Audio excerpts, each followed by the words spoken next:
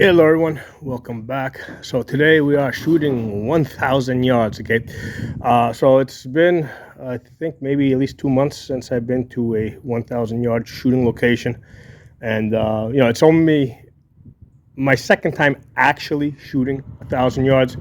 I've um, I've been on 1,000 yard ranges before, but I didn't have a scope and a rifle that was really capable. So right now I got this Palmetto AR-10, and I got this 5 to 25 primary arms on it. Okay, so one of the things that I'm kind of remembering is that I have to actually dial it back all the way to 10 power in order to spot the impacts. Okay, so when I dial up the magnification more, I'm able to like get a finer holding point on the target. But what was happening is I really couldn't see the impacts, because what's happening is the 308 does throw you back a little bit. Okay, and what happens is as it throws you back, your head, when you're all the way up to 25 power, if the eye box is like very unforgiving, so the recoil will basically throw you out of the eye box. So what I'm finding is by zooming back to 10, I'm able to take the shot, and through that recoil, okay, I still have enough of an eye box where I can stay in the scope and I can spot the impacts. Okay, so it's interesting the way this is working out. So yeah, so this is like, a relatively, this is a new thing for me, shooting 1,000 yards. Right? I mean, 500 yards I've shot many times, 200 yards I shoot every day, but 1,000 yards, there's definitely a learning curve going on here, and I'll probably have to do this a lot of times before I like really fine tune my shooting technique for 1,000 yards.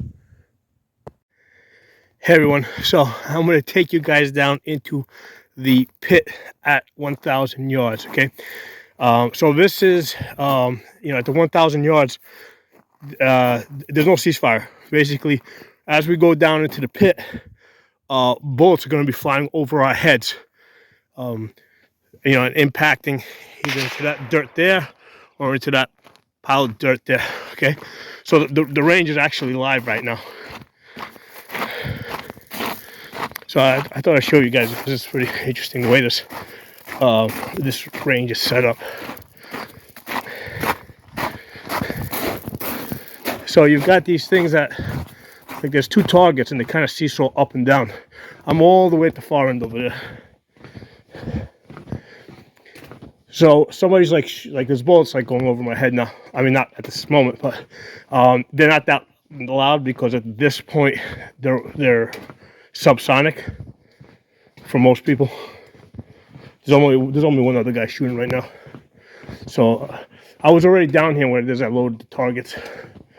So let me just show you guys how this thing works. So the way these targets work is like they seesaw up and down, right? So as they go up like that, you see how they go up, and then next target comes down. Okay, and basically I could put a target on here if I want.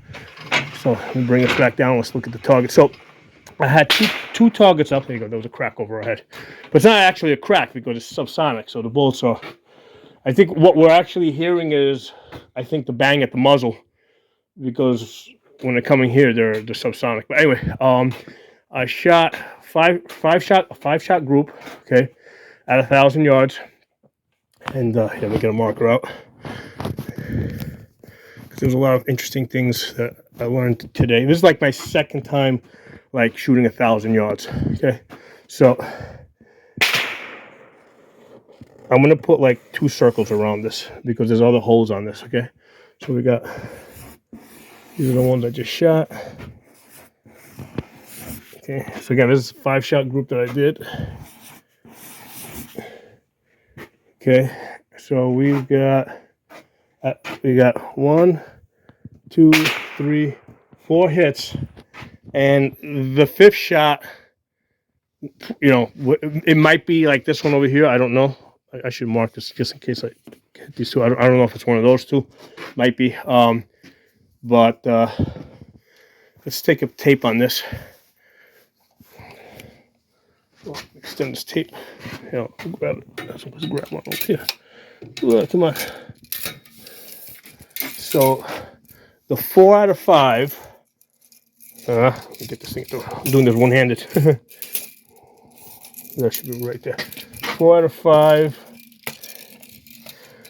at 1,000 yards. 4 out of 5 is 28. No, a little bit more than that. 4 out of 5 at 30 inches. Okay, so 1,000 yards, real easy. Just divide by 10. So 30 inches is going to be 3 MOA. 4 out of 5 shots. Okay, and then that 5th shot, we don't know where it went. Now with this, I was using Freedom ammunition. It is typical that one of the shots is going to be a flyer. So that one shot might have just been, you know, ammunition. So 4 out of 5, 3 MOA, 1,000 yards. Hey, so I also set up another target here. Same thing. Hold on, let me get my pen back, because I was shooting 2 targets at the same time. Because I actually drive this, you know. So here, all right. So again, this target's been reused. So let's see where my hits are. So again, I'm going to put double circles. 1, 2, 3. That's not me. 2, 3. Where's the other one? Where are you?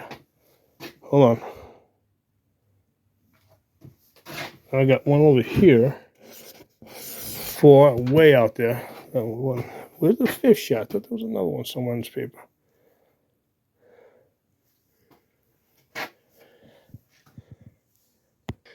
Yeah, I mean, I was searching this paper. I actually paused the camera and I was like searching this paper because I thought I got the 5th one on paper, but apparently not.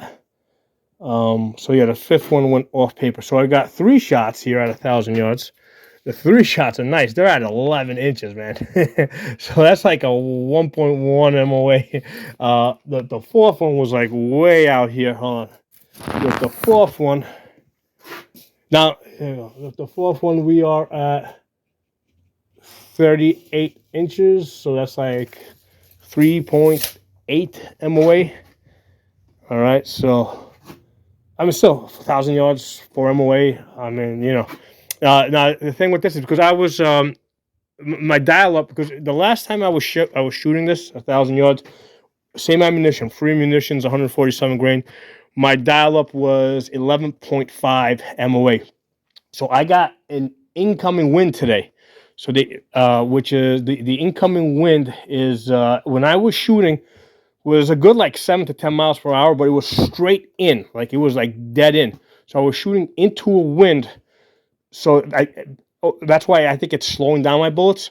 So earlier when I was shooting this, I was impacting low with the 11.5 MOA. You can see the impacts down here, the ones that have a square.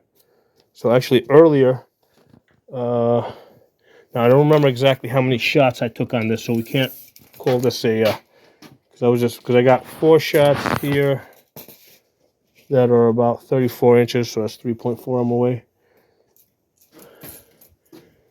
So, but I don't know how many shots I took on this. I might have took 8. I just don't know. But I saw that they were impacting low.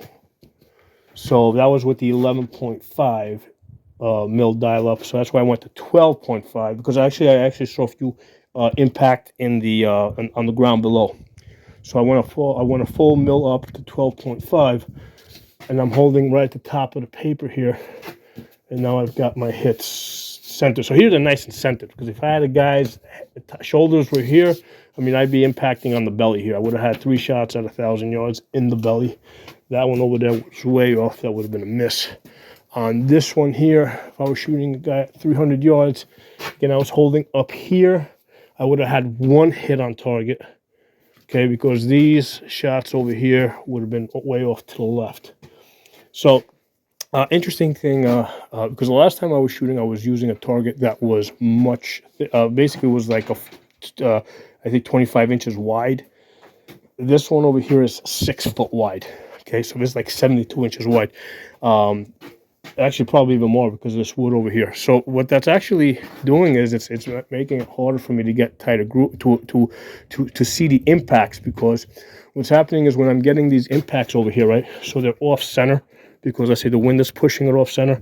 I'm not seeing the impacts in the dirt behind the target, so I'm not changing my hold. I mean, I just keep holding where I'm holding and keep setting them. And as long as I don't see impacts on dirt, you know, I could be anywhere on the paper. Okay, same thing was happening here. Okay, because this thing is like at least 6 foot wide. Okay, you know, like yeah, I got 3 impacts here. Like normally this would have been off target. It would have been a splash on dirt, and I would have said, okay, the wind changed, and then I would have shifted. I would have seen the impact on the mill grid, and I would have shifted that over. So because this target is so wide, I'm not seeing the impacts because everything's behind the 6 foot target. So yeah, the last time I was shooting, my targets were like I said, I think they were like 24 inches wide, and then you know, off the edge of that, it was just dirt. So I would see the impacts on the dirt, and I would just correct. So yeah, having a bigger target makes it easier for you to get on paper, like you get on paper, but it makes it really hard, like to get like tight groups because you don't know what the wind's doing to you. And when I was like right now, like when I was shooting, the wind was like coming straight in. And then, like down here, I looked at the wind flags, and it just stopped. So the wind's like on and off, and you know, like right now, it just picked up. I just got a gust of wind. So it actually helps to have smaller targets if you want to get tight group. What do they say? There's a saying, aim small, miss small. So it is interesting. Let's take another shot at this.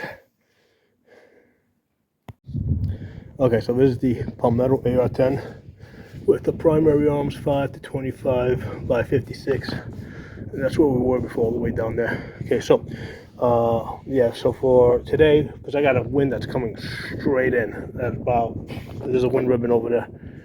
It's like a good 7 to 10 miles per hour. Straight in, my dial up, because it's already gone one full time around, so we're at 12 and a half. Okay, so and I'm shooting it at 10 magnification.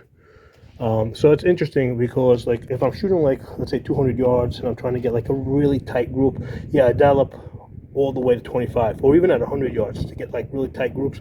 So I have a really fine aiming point. I'll dial up all the way up. But interesting thing is like shooting at distance, that fine aiming point isn't like the end all, you know, be all. Okay, there's so many other things that like, you know, because the wind is like constantly shifting, and I just need to have that wider field of view. So that's why even though there's a 25 power, I'm shooting it at 10. So really interesting, you know, how this is working out for me today. But yeah, it's definitely delivering. This you know, we got like a $500 scope and a $500 Palmetto, no, $700 Palmetto here. And yeah, the thing's delivering at 1,000 yards. And I think that you know, we're getting like 4 out of 5 on target. And I think that the reason I'm not doing better is number one, the ammunition. You know, it's not match ammunition.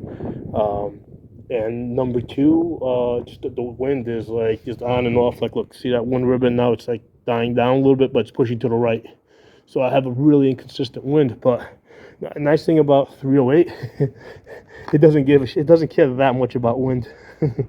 So yeah, that's one of the nice things about shooting 308. You know, that's a 147 grain Freedom munition. I've done plenty of reviews on that. No, by the way, that's the Discovery Out mount, 20 MOA, $35 mount, working great. You know, so yeah, we got $700 Palmetto, $500 primary arms SLX scope, and we got a $35 20 MOA Discovery mount, and then that 308 ammunition from Freedom Munition. I think it's like $17.50 a box. So yeah, you don't need to spend a whole lot of money to get out to 1,000 yards. Oh, and we got the CB Life bipod. So yeah, the way this table is set up, I tried bagging it, but I couldn't quite get the gun because I have the 2 bags there. I shoot more steady when the guns are bagged, but I just couldn't get it right, so I just pulled out the bipod. So yeah, the being on a bipod versus bags is also throwing me off just a tiny little bit. But hey, you know, you make the best that you can out of a situation that you got. You know, it's all practice.